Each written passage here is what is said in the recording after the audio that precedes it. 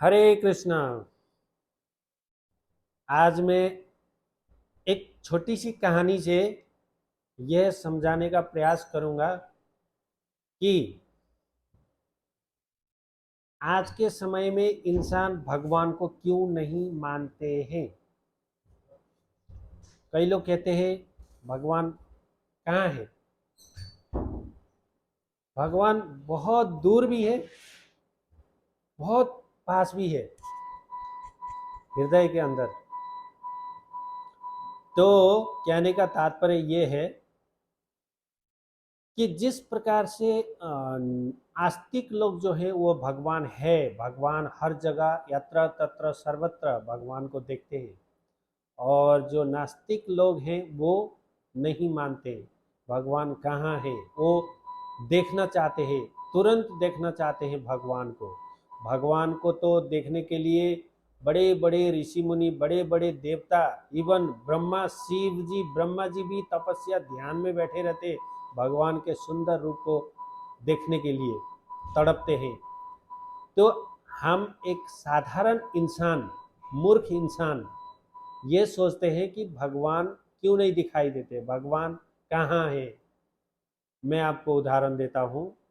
जिस प्रकार एक दूध का जो बाल्टी होता है, वो दूध में घी होता है, लेकिन अगर आप दूध में घी को देखने का कोशिश करोगे तो घी दिखाई देगा? बिल्कुल भी नहीं। तो घी को देखने के लिए क्या करना पड़ेगा आपको?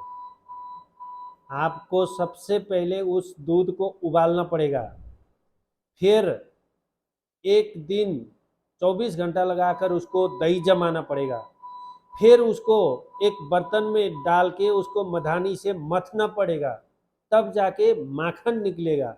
और माखन निकलने के बाद फिर उसको आग में पकाना पड़ेगा, तब जाके घी दिखाई देता है। लेकिन घी था उसी दूध में, लेकिन दूध में नहीं दिखाई देता है। घी को देखने के लिए, घी का स्वाद, घी का अनुभव करने के लिए कितना मेहनत करना पड़ा। इसी प्रकार से अगर हम भगवान को देखना चाहते हैं, भगवान को अनुभव करना चाहते हैं, तो हमको पहले हमारे आचरण, हमारा विचार, हमारा संगत और हमारी रहन सहन, है ना, खान पान, ये सब हमको बदलना होगा। और साधु संतों का, भगवान के जो भक्त हैं, प्रतिनिधि हैं, उनका संगत करना पड़ेगा। जैसे भगवत गीता में भगवान कृष्ण कहते हैं, तत्विधि प्राणी पाते न परिप्रसन्ने न सेवाया उपदीक्षन्ति ते ज्ञानम ज्ञानी न तत्तदर्शिन। अगर हम भगवान को समझना चाहते हैं तो सबसे पहले हमें एक सच्चे गुरु के शरण में जाना होगा, और गुरु से हाथ जोड़कर विनीत भाव से प्रार्थना करनी होगी कि हे गुरुदेव, मुझे भगवान का दर्शन करना है, मुझे आपकी सेवा में लगाइए और मुझे ज्ञान दीजिए, और भक्ति कैसे करनी है मुझे सिखाइए। तो जो भगवान के प्रतिनिधि होते हैं, गुरु होते हैं, वो आपको धीरे धीरे धीरे धीरे, जिस प्रकार से बाल्टी में दूध था उसको आग जलाकर उबाला गया, फिर वो दूध बन गया, फिर उसको दही में परिवर्तन किया गया, फिर उसको जो है माखन निकाला गया, माखन को फिर एक बर्तन में डाल के आग में उबाला गया, तब जाके घी दिखाई दिया। इसी प्रकार से एक शिष्य गुरु के शरण में जाएगा, गुरु का सेवा करेगा, विनीत भाव से गुरु से प्रश्न करेगा, भगवान कहाँ है, भगवान कैसे हैं, भगवान कैसे दिखते हैं। तो गुरु जो होते हैं वो आपको धीरे धीरे धीरे धीरे आपके आचरण, आपका रहन सहन, बोल चाल और आपका संगत, वो सब परिवर्तन हो जाएगा। गुरु आपको सब शिक्षा देंगे, सिखाएंगे, तब जाके आप अनुभव कर सकते हैं कि भगवान है। तो सिंपल सी बात है कि जो आस्तिक होते हैं वो तो सरल भाव से, सिंपल तरीके से वो विश्वास कर लेते हैं, मान लेते हैं कि हाँ भगवान है। भगवान के इच्छा के बिना तो ये सृष्टि में कुछ भी नहीं हिलता है, वो मान लेते हैं, क्योंकि उन्होंने पूर्व जन्म में बहुत भक्ति किए होते हैं। तो जिन्होंने न पूर्व जन्म में न इस जन्म में ऐसा संगत में रहे, जिनका कभी भक्ति में संबंध ही नहीं रहा, संपर्क ही नहीं रहा, कभी साधु संतों का संबंध संपर्क में नहीं रहा, तो ऐसा व्यक्ति धीरे धीरे पतन होता जाता है।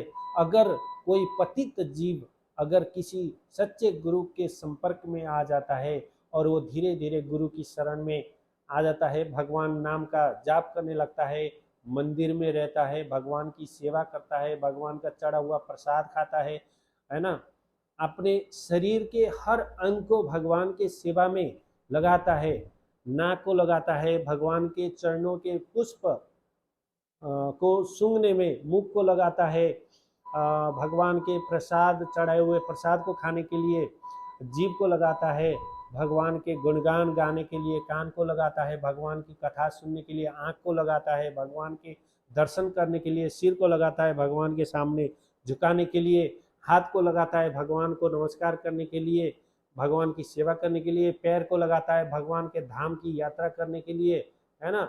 इसी प्रकार से हमारे शरीर के प्रत्येक अंग अगर हम भगवान की सेवा में अर्पण कर देते हैं, तब हमें भगवान दिखाई भी देते हैं और भगवान है हमारे हर सेकंड, हर कदम कदम में हमारे साथ भगवान है, ये अनुभव तब मिलता है।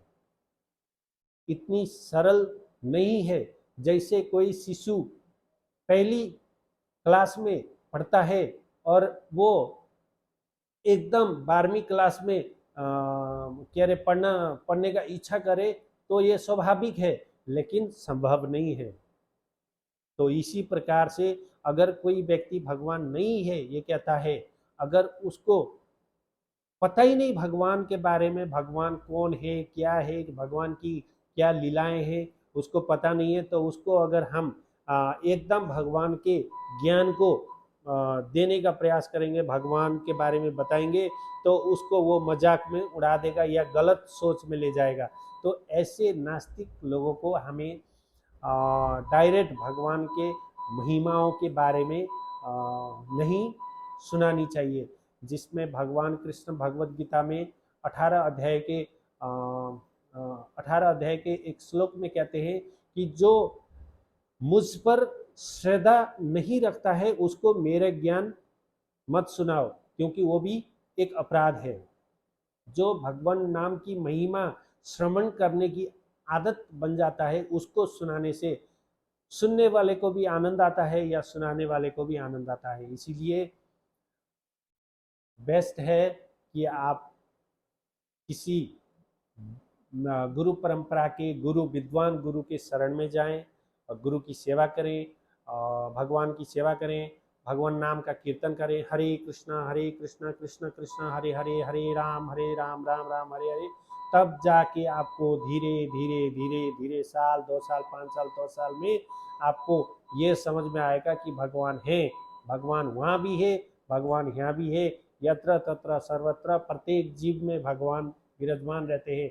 और हमको प्रत्येक जीव को सम्मान करनी चाहिए, प्रत्येक प्राणी को सम्मान करना चाहिए, क्योंकि मन मंदिर में रहते हैं भगवान, और शरीर भले ही अलग है, एक हाथी हो या एक चींटी हो, प्रत्येक जीव के अंदर भगवान बैठते हैं, और जहाँ भगवान बैठते हैं वो मंदिर है, और उस मंदिर को हमें हमेशा सम्मान देनी चाहिए, कदर करनी चाहिए, नमस्कार करनी चाहिए। इस प्रकार से जो है हम सरल तरीके से भगवान के भक्ति कर सकते हैं, और जन्म मृत्यु बुढ़ापा, जन्म मरण मृत्यु बुढ़ापा के इस चक्र से निकल के हम अपने परम पिता परमेश्वर भगवान के धाम, जो हमारा परमानेंट घर है, वहाँ जा सकते हैं। और कोई उपाय नहीं है, केवल एक ही उपाय है इस कलयुग में, वो है हरे नाम एव केवलम कलो नास्ति बनास्ति। इस कलयुग में सारे कलयुग के दोषों को नाश करने वाला केवल हरि नाम है। हरे कृष्णा कृष्ण कृष्ण हरे हरे, हरे राम राम राम हरे हरे। इस मंत्र का सदा जाप करिए और अपने हृदय को निर्मल बनाइए और भगवत धाम जाने की तैयारी करिए। हरे कृष्णा।